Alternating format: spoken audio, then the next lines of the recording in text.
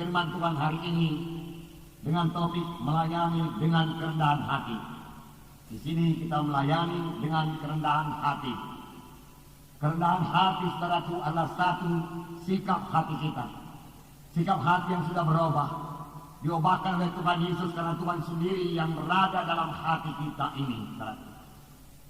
Orang yang rendah hati, saudaraku, mengenal kesanggupannya. Masih banyak kekurangan, dan karena itu dia bersandar kepada Tuhan. Dan Tuhan tidak pernah mempermalukan orang yang berserah kepadanya. Dan orang yang rendah hati, saudaraku, mengetahui bahwasanya segala sesuatu yang ada padanya adalah karunia Tuhan. Walaupun dia memiliki wajah yang tampan atau cantik, semua itu datang daripada Tuhan. Dan dia akan memakainya untuk memuliakan nama Tuhan, bukan untuk keuntungan sendiri. Walaupun dia diberkati Tuhan dengan berkat yang berkelimpahan, semua daripada Tuhan, yang membuat dia bertambah bersyukur kepada Tuhan. Puji Tuhan, saudaraku. Dan kalaupun seseorang itu tidak dikaruniakan Tuhan wajah yang tampan atau cantik, dia tahu, saudaraku, bahwasanya harta yang sebenarnya, hidup yang sebenarnya bukan terdapat dalam dunia ini, tapi dalam hidup yang kekal. Dan dia mencari perkara-perkara di atas. Itulah dia orang yang rendah hati, saudaraku. Memang segala sesuatu yang ada pada kita, saudaraku, segala sesuatu yang baik berasal daripada Tuhan. Firman Tuhan berkata. Dan firman Tuhan berkata, apakah yang ada padamu yang tidak kamu terima daripadaku? Semua yang ada pada kita, kita terima daripada Tuhan. Oleh sebab itu, kalaupun kita diurapi Tuhan, kita dipimpin Tuhan, kita diberikan Tuhan hikmat, biarlah semuanya itu kita pakai dengan segala kerendahan hati untuk melayani jiwa-jiwa, untuk melayani Tuhan. Amin, saudara. Nah, dengan kerendahan hati, saudara, kita akan berhasil dalam pelayanan kita. Dengan kerendahan hati, saudara, kita akan berhasil dalam doa kita. Dengan kerendahan hati, saudara, kita bisa bergaul dengan sesama anak-anak Tuhan. Dan ini sangat perlu dalam kelompok sel. Kalau seorang pemimpin kelompok sel cukup rendah hati, saudaraku, dia bisa mengenal semua anggota-anggotanya dalam kelompok sel tersebut. Dan ini akan sangat menolong dia dalam mendoakan anggota-anggota kelompok selnya satu persatu. Saya percaya kuasa doa. Seorang pemimpin kelompok sel yang berdoa buat anak-anak Tuhan di kelompok selnya, pastilah diberkati Tuhan. Baik pemimpin kelompok sel yang berdoa, baik anak-anak Tuhan dalam kelompok sel tersebut akan diberkati Tuhan. Karena Tuhan kita Tuhan yang mendengarkan dan menjawab doa. Oleh sebab itu, pada saudara pemimpin kelompok sel, wakil pemimpin kelompok sel, biar dalam kelompok sel saudara-saudara saling mendoakan. Dan saudara mengenal semua anggota-anggota kelompok sel saudara. Dan saudara mengenal persoalan-persoalannya. Saudara mengenal kekuatan-kekuatannya. Saudara mengenal panggilannya. Saudara mengenal kelemahan-kelemahannya. Dan itu semua saudara bawa di hadapan Tuhan. Dan saudara sampaikan kepada Tuhan dalam doa yang bersungguh-sungguh dengan segala kerendahan hati. Jangan pernah menganggap saudara itu lebih tinggi daripada mereka, lebih rohani daripada mereka, saudara lebih berhikmat daripada mereka. Saudara, kita sesama anggota tubuh Kristus, masing-masing ada kelebihan, ada kekurangan, tapi kita ini semua saling melengkapi satu sama lain. Demikian juga halnya dalam kelompok sel, kita perlu saling mendoakan. Biar pemimpin kelompok sel, saudaraku, merasa dirinya tidak lebih tinggi, saudaraku, dari anggota-anggota kelompok sel, saudaraku, walaupun dia yang melayani, saudaraku. Karena, saudaraku, pemimpin KKS bukanlah suatu jabatan, saudaraku, bukanlah satu kedudukan, tapi satu pelayanan yang dipercayakan Tuhan kepada saudara. Supaya pelayanan saudara boleh sampai kepada maksud Tuhan, supaya pelayanan saudara boleh berbuah, yaitu saudaraku, kelompok saudara berbelah menjadi dua, dan kemudian datang jiwa-jiwa baru lagi yang saudara layani dia dengan mengenal dia, saudara dengan bersekutu dengan dia kemudian menjadi murid.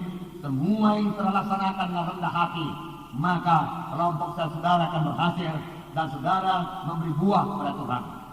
Dengan kerendahan hati, saudaraku, kita lebih mudah menginjil, karena saudaraku, kita tidak akan merasa segan-segan untuk mendatangi rumah tangga yang di sekitar kelompok sel kita, karena kita sudah cukup rendah hati untuk datang kepadanya, mengabarkan Injil Tuhan kepadanya.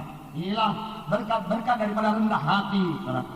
Biar semua kita memiliki, saudaraku, kerendahan hati ini, saudaraku.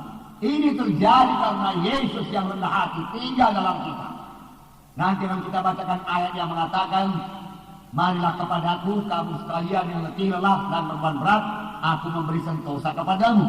Belajarlah kepadaku, karena aku rendah hati dan lembut hati, maka kamu akan mendapat ketenangan. Maka kamu akan mendapat ketenangan bagi jiwamu, firman Tuhan berkata. Haleluya.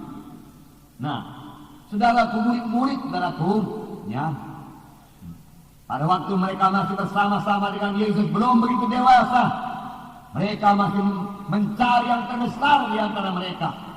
Mereka tidak merendahkan diri satu sama yang lain, dan Tuhan Yesus menegur mereka. Saya percaya mereka menerima teguran Tuhan dan mereka berubah. Saya akan membacakan peristiwa Markus 9 ayat 33 sampai 37.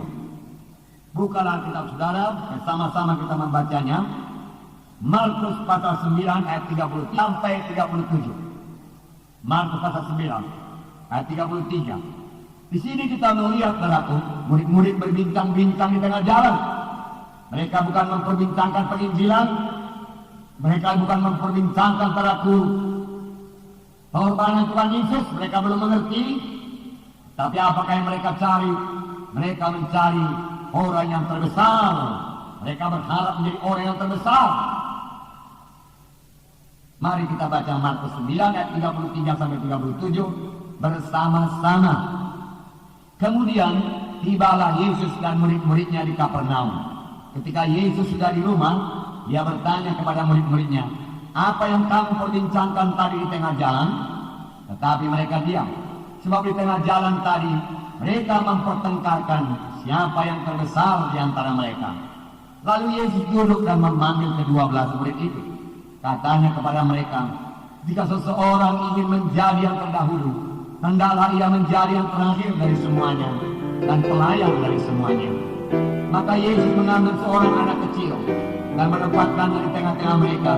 Kemudian ia memeluk anak itu dan berkata kepada mereka, barang siapa menyambut seorang anak seperti ini dalam namaku, ia menyambut aku. Dan barang siapa menyambut aku, bukan aku yang disambutnya, tetapi dia yang mengutus aku. Sini telah sementara berjalan bersama-sama dengan Yesus, murid-murid mempertengkarkan siapa yang terbesar di antara mereka. Sampai di rumah, Tuhan Yesus bertanya kepada mereka, apa yang kamu perbincangkan tadi tengah jalan? Mereka diam karena mereka sadar, tidak malu. Mereka tahu bahwasanya yang mereka perbincangkan itu tidak layak. Kerap kali saudara, kalau kita datang di bawah kaki Tuhan, kita menjadi sadar akan kekurangan kita, kita menjadi sadar akan dosa kita, saudara. Dalam hal yang paling baik, saudara, kita bertobat. Demikian juga murid-murid ini, Yesus mengasihi murid-muridnya. Seolah-olah Tuhan berkata, boleh kamu menjadi besar. Kebesaran yang sejati bukan dalam dunia ini, kebesaran yang sejati terdapat dalam surga. Biarlah kamu mencapai kebesaran yang sejati, dan aku menerangkan jalannya kepadamu, Tuhan berkata. Dan Tuhan memang menerangkan jalannya kepada murid-murid ini. Di mana Tuhan berkata, jika seorang ingin menjadi yang terdahulu, hendaklah ia menjadi yang terakhir dari semuanya dan pelayan dari semuanya. Siapa yang mau menjadi terbesar, Tuhan berkata, dia harus menjadi hamba. Dia harus memiliki hati seorang hamba yang patuh. Siapa yang menjadi terbesar, dia harus menjadi pelayan. Dia harus melayani di dunia ini. Kalau dia